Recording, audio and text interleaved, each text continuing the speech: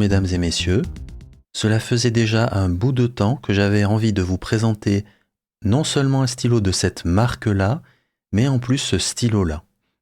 La marque c'est Hero ou Hero. Le modèle c'est le E505A. Alors pourquoi cette marque? J'avais envie de vous la présenter.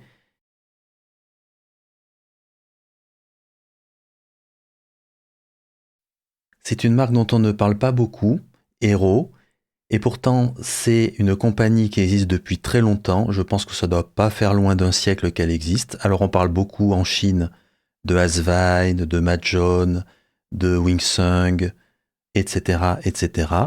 Mais assez peu finalement de Hero, alors que c'est vraiment une très bonne marque. Alors certes quelquefois un peu irrégulière, tous les stylos de cette marque-là ne sont pas bons, mais il y a quand même quelques très bons stylos de cette marque. Voici quelques exemples de stylos qui sont vraiment bien dans cette marque-là. Je vais recommencer par regrouper ces deux-là. Alors celui-là, c'est un Hero 100 qui m'a d'ailleurs été conseillé par quelqu'un qui regarde les vidéos sur une fontaine de plumes. C'est un très bon stylo, je peux lui confirmer. Je l'ai bien à la maison et c'est un stylo que j'apprécie. Et récemment, le Hero 1000 est sorti, comme vous pouvez le voir ici. Très bon stylo aussi. Le stylo qui est ici a été revu récemment par mon ami de chez Fontaine Pen Therapy, Vincenzo. C'est le 1086 de mémoire, avec une plume. Alors ce système-là, je vais vous montrer ça d'un petit peu plus près. C'est un système un peu de type Pilot qui permet de rigidifier ou de rendre plus souple la plume. Je l'ai testé et franchement ça marche relativement bien. Alors bien entendu, il n'y a pas une grosse différence non plus dans la rigidité et dans la souplesse de la plume, même s'il y a une réelle différence. Et c'est une plume qui est plutôt souple quand on règle correctement ici l'anneau. Et c'est vraiment une plume qui est très très agréable. C'est un stylo qui est très intéressant, même si effectivement, d'un point de vue aspect, c'est relativement classique. Ici, nous avons, alors c'est le 767, un très bon stylo aussi, comme vous pouvez le voir, très très joli. Honnêtement, c'est un stylo qui vaut le coup. Et je termine ici par le stylo dont on va faire la revue maintenant. Il y a plusieurs raisons pour lesquelles je l'ai choisi spécifiquement. La première, c'est son prix. On peut le trouver, on va dire, à 25 €, voire même un petit peu en dessous. La deuxième, c'est pour son rapport qualité-prix. Et la troisième raison, c'est son apparence, car je trouve son apparence vraiment très jolie. Eh bien, justement, comme il est question d'apparence, passons à la revue de plus près. Du côté de la finition, on va dire, c'est une finition argent vieilli, comme ceci, avec un métal brossé et torsadé. Je vous montre ça de plus près.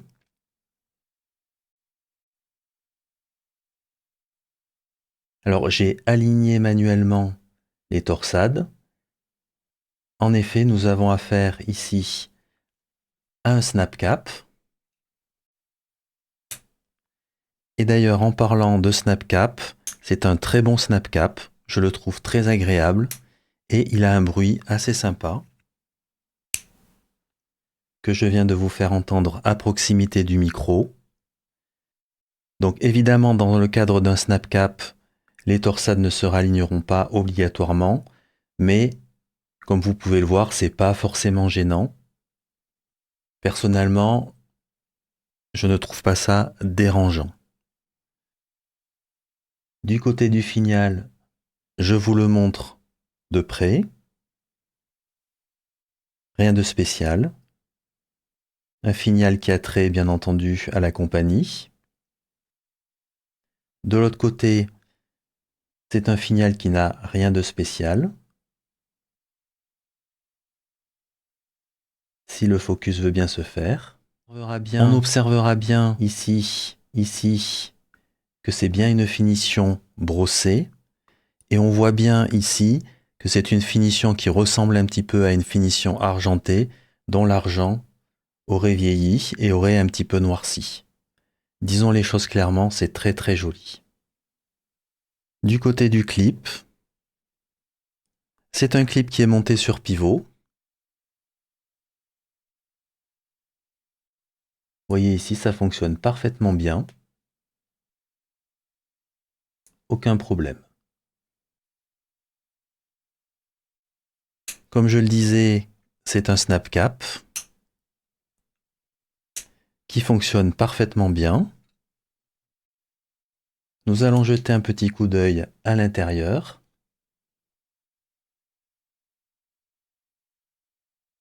C'est du classique avec un liner.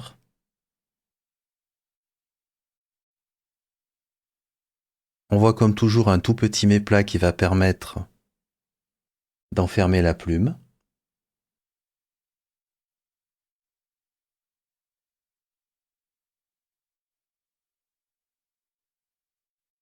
Ça me semble très bien.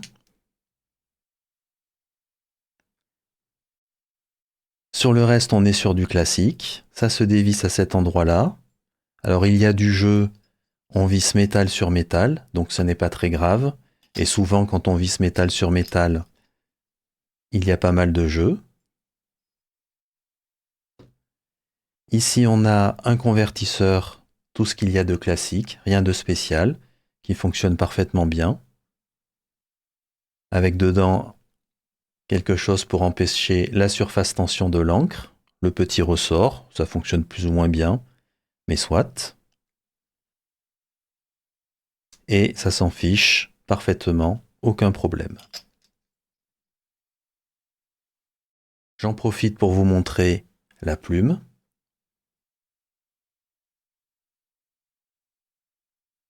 Nous avons affaire à une plume, on va dire de type 5, une plume assez petite.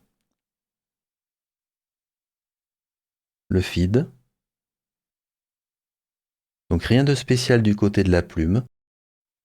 Vous pourrez vous poser la question de savoir pourquoi je n'ai pas retiré la plume et le feed pour compter le nombre de tours. Eh bien tout simplement, je n'ai pas réussi à retirer le bloc plume entier en le dévissant. Par contre, on peut enlever la plume ici et le feed sans aucun problème. Voilà. Par contre, je n'ai pas réussi à dévisser le housing. Je ne veux pas non plus trop forcer, ça ne sert à rien. Mais, quoi qu'il en soit, ça sera difficile de le retirer. À noter, il y a un petit méplat qu'il faut respecter, bien entendu, pour remettre le housing et la plume. Pardon, le feed et la plume.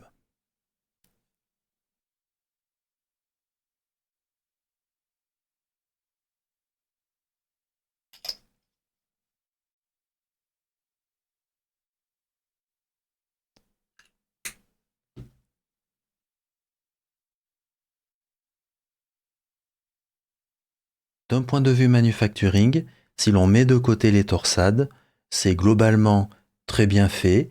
Certes, rien de spécial, mais ça reste tout à fait bien fait. Il n'y a pas de souci de ce côté-là. Et je rajouterai que d'un point de vue toujours du manufacturing, les torsades sont très bien faites. Il n'y a aucun problème de ce côté-là. Le snap cap fonctionne impeccablement bien avec d'ailleurs un très joli bruit. Le clip est sur pivot et il fonctionne lui aussi très bien. Si l'on considère le prix du stylo, on est vraiment sur du très bon. D'un point de vue apparence, vous l'aurez compris, j'aime beaucoup. Cet aspect un peu argenté avec de l'argent vieilli, c'est-à-dire des zones un petit peu oxydées, noires, plus les torsades, ça donne vraiment une très très belle apparence, d'autant plus que c'est très bien fait. Pour info, ce type de torsade, on le trouve souvent sur des stylos beaucoup plus haut de gamme. J'apprécie aussi particulièrement bien le snap cap qui fonctionne très bien avec un joli bruit. Le fait d'avoir un simple convertisseur et non pas un piston filler ou autre est complètement justifié compte tenu du prix. Par ailleurs, ça fonctionne très bien, pourquoi s'en priver? La conclusion de cette revue de plus près est vraiment très facile. Un stylo très bien fait, avec une très belle apparence, et d'autant plus si l'on considère le prix. C'est parti pour la pesée. Alors nous avons un stylo en métal, donc c'est un moment tout de même assez important.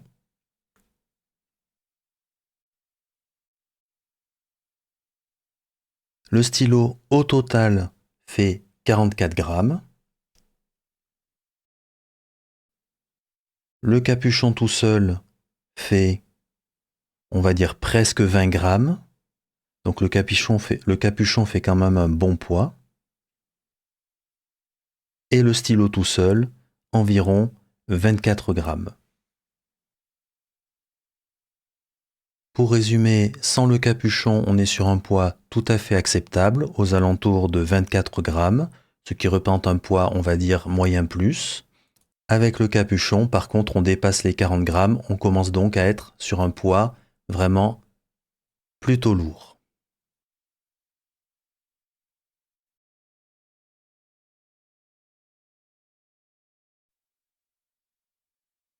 Comme vous pouvez le voir, c'est un stylo qu'on pourra poster, sans aucun souci. Ça tient très bien. Par contre, c'est très très long. Comme vous pouvez le voir, il ne poste pas profondément. Donc, est-ce que c'est un stylo que l'on voudra poster? C'est ce que nous allons voir par la suite. Regardons maintenant quelle est la dimension de ce stylo ici, Hero 505A, par comparaison avec d'autres modèles de stylos. Ici, le Sailor Tuzu. Ici, nous avons un Visconti Divina dans un modèle un petit peu particulier, mais ses dimensions sont tout à fait normales pour un Visconti Divina. Ici, nous avons un Visconti qui n'est pas un Visconti Ragtime, même si ça lui ressemble beaucoup. Et comme je suis un petit peu joueur, je vous laisserai chercher le modèle que c'est. Ici, un Leonardo Momento Zero standard et l'usuel Lamy Safari en point de référence. Si l'on regarde les longueurs, nous voyons que nous sommes tout de même sur une bonne longueur du côté de ce stylo Hero, pas très long, mais une longueur tout à fait correcte. La même longueur ici, par exemple, que le Leonardo Momento Zero et le Lamy Safari, donc une longueur très correcte.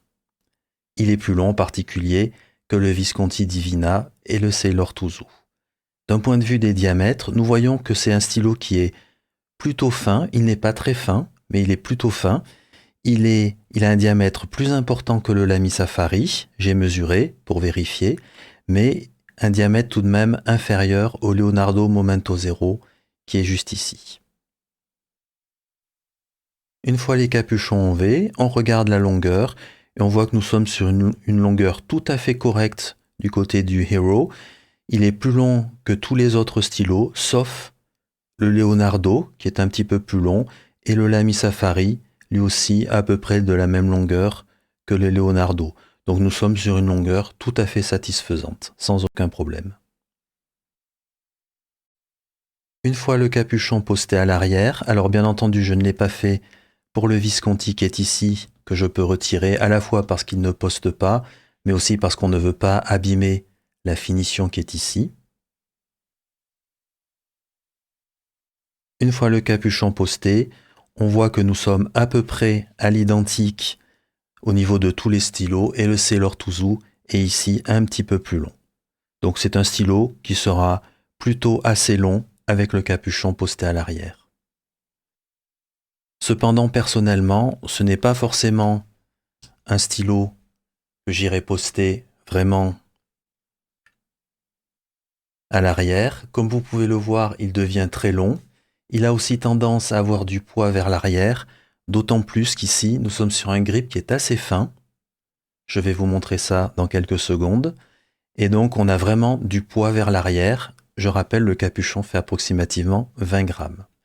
Maintenant, si je ne le poste pas et que je regarde la longueur, on voit que même les plus grandes mains pourront sans aucun problème ne pas mettre le capuchon à l'arrière. Le stylo est largement assez long, quelles que soient les mains. En ce qui concerne le grip, nous sommes sur un grip qui est plutôt assez fin. Je vais prendre le Leonardo Momento Zero pour vous montrer ça.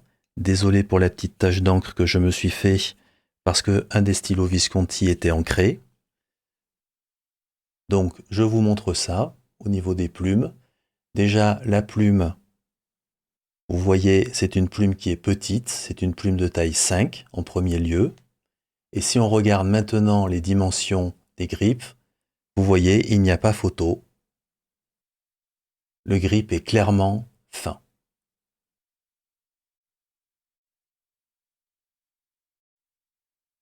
Pour cette session d'écriture, je vais tout d'abord parler d'un point qui mérite clairement de l'attention. C'est le grip. Juste avant, je vous ai parlé du fait que ce grip était fin, et bien sûr, il est en métal, donc on se pose tout de suite la question de savoir s'il va être glissant. Eh bien, personnellement, je n'ai aucun problème avec ce grip, il n'est pas du tout glissant. Alors oui, il faut bien le signaler, il est fin. Donc, si vous avez du mal avec les grips fins, ce grip ne sera pas pour vous. De même, si vous trouvez les grips en acier trop durs, ce grip ne sera pas non plus pour vous. Ce sont, à mon avis, 2 points à bien connaître avant tout achat de ce stylo. Un petit rajout aussi pour dire qu'il ne faut pas oublier que c'est une plume 5, donc on écrit plutôt à proximité du papier. Pour vous donner ma sensation personnelle lorsque j'écris avec ce stylo-là, eh bien pour moi, il est tout à fait confortable, ça me va très bien. Quelques mots maintenant sur la plume, et là je dois dire c'est une excellente surprise. Cette plume de taille F, elle est très bien tunée dès la sortie de la boîte, elle a un feedback qui est à la fois présent et très plaisant. L'humidité est très bien contrôlée, je dirais qu'on est plutôt assez moyen dans ce cadre-là. Elle se range clairement plutôt du côté rigide. Au final, une très bonne plume avec laquelle j'ai bien apprécié d'écrire.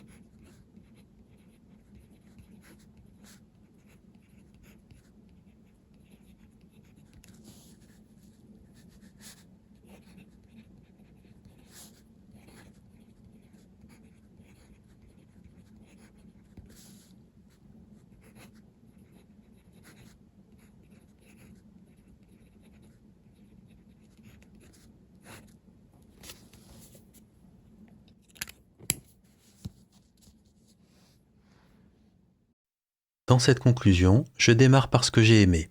Et ceci démarre par le manufacturing.